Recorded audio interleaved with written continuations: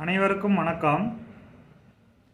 சுக்கிரன் கன்னி ராசியில் நீச்சமாகும். நம்ம ஜோதிடத்தில் இந்த சுக்கிரன் கன்னி ராசியில் நீச்சமாகிறத பற்றி மிக அற்புதமான பல காரகத்துவங்கள் இருந்தாலும் நம்ம சிம்பிளாக ஒரே ஒரு காரகத்துவங்கள் நமக்காக எப்படி இது நீச்சமாகுது, இது எப்படி சொல்லுது அப்படிங்கிறத மிக அற்புதமாக சொல்லியிருக்கு. அது ஒரே ஒரு காரகத்துவங்களை அந்த வீடியோவில் சொல்கிறேன். அதாவது ராசி சக்கரத்தில் கால புருஷ தத்துவப்படி நம்மளுடைய கையிருப்பு பணம், பொருளாதாரம், பேசுகின்ற பேச்சு, சொல் ஸ்தானம் அப்படிங்கிற இடம் அப்படிங்கிறது ரிஷபராசி. அந்த ரிஷபராசிக்கு அதிபதியாக இந்த சுக்கிரன் பகவான் வந்துடுவார். அது மட்டும் இல்லாமல் துலாம் ராசியில் ஆட்சியவர், அதுவும் அவருக்கு சொந்த ராசி அப்படிங்கிற மாதிரியான பாயிண்ட்டு. அப்போ இந்த கையிருப்பு பணம், பொருளாதாரம், சொல்லுக்கு அதிபதி தராசு ராசிக்கு அதிபதியாக 6ஆம் இடத்தில் வம்பு வழக்கு அப்படிங்கிற பாயிண்ட் மட்டும் எடுத்துக்குவோம். வம்பு வழக்கில் போய் நீச்சமாக வரார். ஏன்னா கன்னி ராசிங்கிறது காலச்சக்கரத்துக்கு 6ஆம் இடம், வம்பு வழக்கு. அப்போ நம்மளுடைய பேச்சு அப்படிங்கிறது 6ஆம் இடத்துல வம்பு வழக்கில் போய் நீச்சமாயிருது.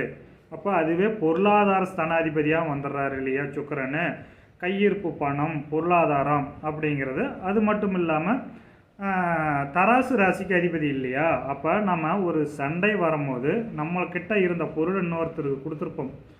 அந்த பொருளை நான் எவ்வளவு தந்தேன் அவ்வளவு தந்தேன்னு சொல்லி காட்டக்கூடாது என்பதற்காக மிக அற்புதமாக அந்த சண்டை ஸ்தானத்தில் 6ஆம் இடத்துல நீச்சமாக வராரு. நம்மளுடைய வாக்கு ஸ்தானாதிபதி சண்டையில் போய் நீச்சமாகிறாரு.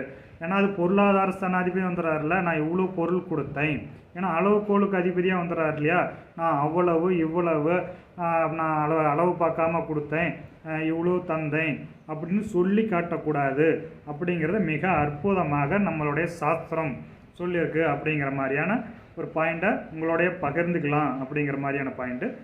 இது மட்டும் இல்லாமல் நம்ம ஊருக்குள்ளே பெரியவங்க சொல்லி கேள்விப்பட்டிருப்போம், கொடுத்ததை சொல்லி காமிச்சிட்டா அந்த சொன்னத்துக்கு அது சரியாக போயிடும். தானம் தர்மம் செஞ்சுட்டு நான் அங்கே அவ்வளோ பண்ணினேன், இவங்களுக்கு இவ்வளோ பண்ணினேன், கோயிலுக்கு அவ்வளோ செஞ்சேன், இவ்வளோ செஞ்சேன்னு சொல்லி காட்டிட்டோம்னா அந்த தானம் தர்மம் செஞ்சதுக்கு யூஸ் இல்லாமல் போயிடும். அது அந்த சொல்லுக்கு சரியாக போயிடும், அதனுடைய புண்ணியங்கள் நமக்கு சேராது அப்படின்னு நிறையா பேர் சொல்லுவாங்க. அப்படிங்கிற மாதிரியான ஒரு பாயிண்ட்டு. நன்றி, வணக்கம். நம்ம இன்னொரு பதிவில் பார்ப்போம்.